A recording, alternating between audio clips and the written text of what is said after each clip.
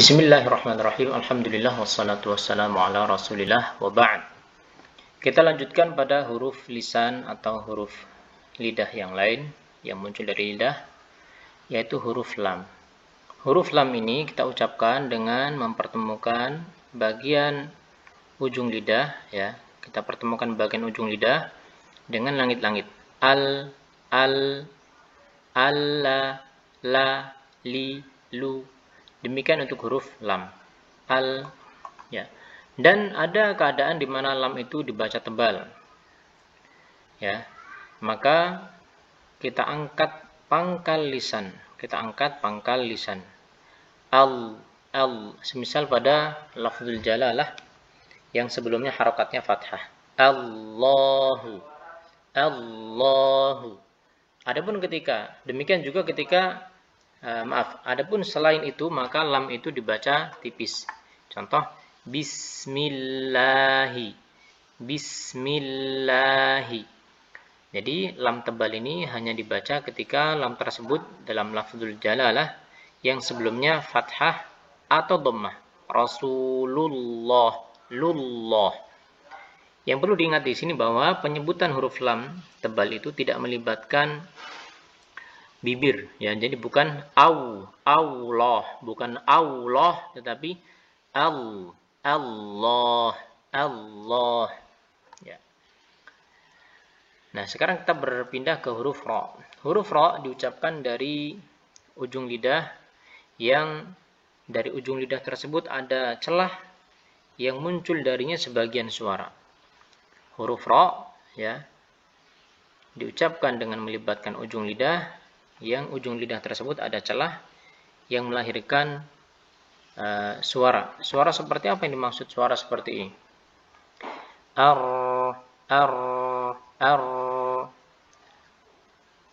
Nah, huruf ra ini terkadang tebal, terkadang tipis, seperti yang sebelah kiri.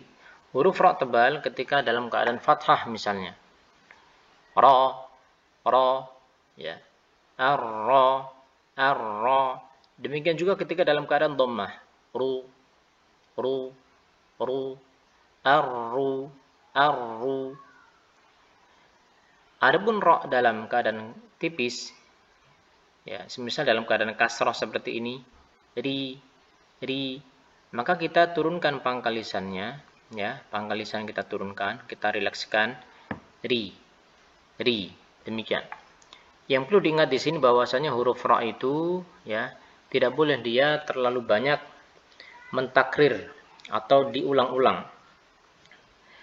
Semisal seperti apa yang dimaksud dengan takrir yang berlebihan itu? Yaitu ketika orang mengucapkan ar-rahman.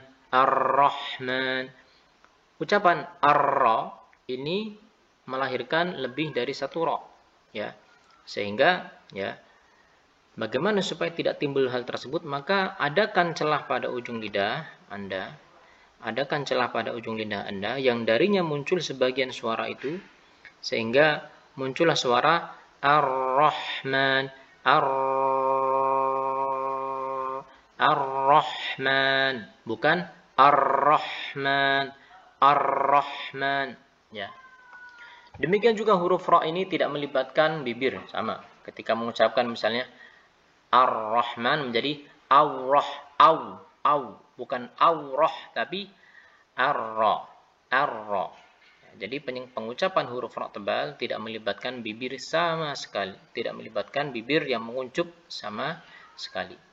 Semisal ketika orang membaca bismillahirrahmanirrahim, ini melibatkan bibir, ya.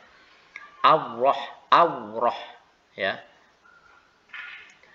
Nah, kita lanjut pada huruf yang selanjutnya, itu huruf ta, dal, dan ta. Yang ketiganya ini muncul dari tempat yang sama.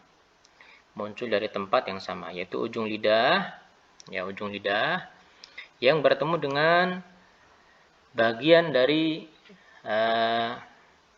akar dari gigi seri yang atas atau gusi. Yang gusi, ya, gigi seri yang atas. Dari sinilah muncul ketiga huruf ini. Kalau Anda bertanya, apa perbedaan dari ketiga huruf ini? Sementara tempat munculnya sama. Perbedaannya adalah pada bagaimana lidah bagian belakang dan bagian tengah itu dia berposisi. Pada huruf ta, ya, maka lidah bagian atas, bagian belakang itu diangkat. Ya. Yang ini berakibat lidah bagian tengah itu mencekung. Demikian juga untuk huruf ta, maka diberikan sifat qalqalah ketika disukunkan. Kita praktekkan untuk huruf ta. Ato. Kemudian ketika fathah, to, ti. Ya, ketika kasrah, ti, tu, ya. Maka huruf ta ini huruf yang tebal, bahkan ketika kasrah pun masih terdengar tebal karena adanya cekungan pada tengah lidahnya. Atau istilahnya itu idbaq. Kita berpindah ke huruf dal. Adapun huruf dal muncul dari ujung lidah juga sama.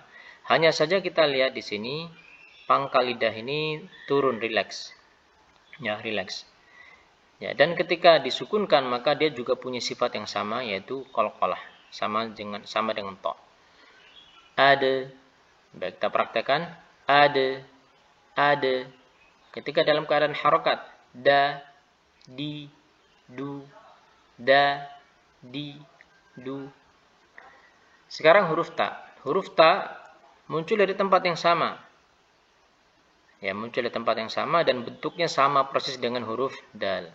Perbedaannya adalah ketika disukunkan huruf ta ini maka bukan dipantulkan. Tetapi ketika disukunkan maka setelah kita menutupkan bagian ujung lidah seperti ini, ya. Setelah kita tutupkan, kemudian apa, kita buka, ya, kita buka, kemudian kita keluarkan nafas. Menjadi seperti ini. Ya, kalau saya perlambat, dibuka, kemudian keluarkan nafas. Dan di sini cukup ujung lidah ini dibuka, tanpa perlu kemudian terlalu ke bawah sampai ke posisi gigi yang bawah, yang berakibat terlahir bunyi seperti ini.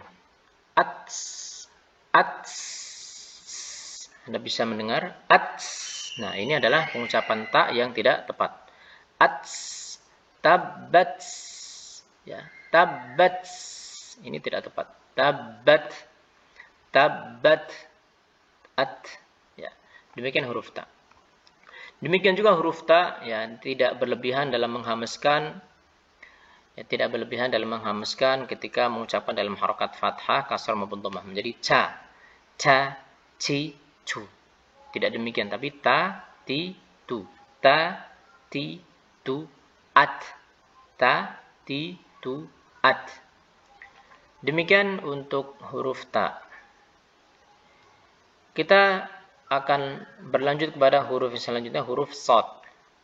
Huruf shad muncul dari masih ujung lidah yang dipertemukan dengan lembaran dalam gigi seri yang bawah. Ini gigi seri yang bawah, kita pertemukan ujung lidah dengan lembaran gigi seri yang bawah. Hanya saja disertai dengan terangkatnya pangkal lisan.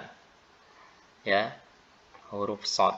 Sehingga ketika dalam keadaan ketika dalam keadaan sukun, maka terdengar as.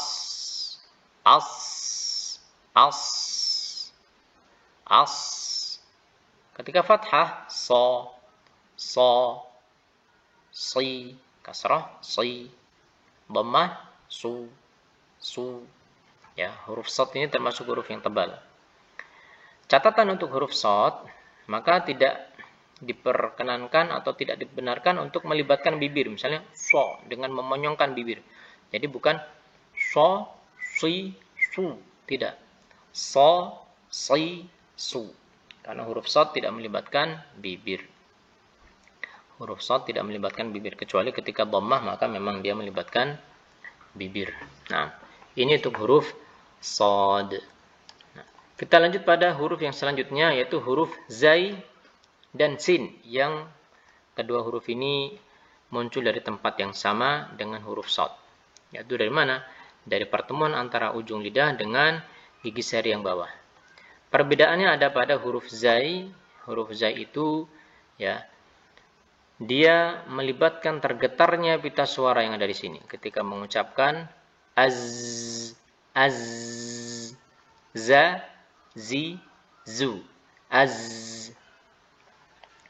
Adapun huruf sin dengan bentuk yang sama persis seperti huruf zai, perbedaannya adalah ketika mengucapkan huruf sin, ya, maka tidak digetarkan pita suara. Yang keluar adalah nafas. As, posisinya kan di sini, ya sama, posisikan di sini, kemudian munculkan as, as, sa, si, su, as. Demikian untuk makhraj dari huruf sin. Wassallallahu ala nabiyina Muhammadin wa ala alihi wa sahbihi wasallam walhamdulillahi rabbil alamin.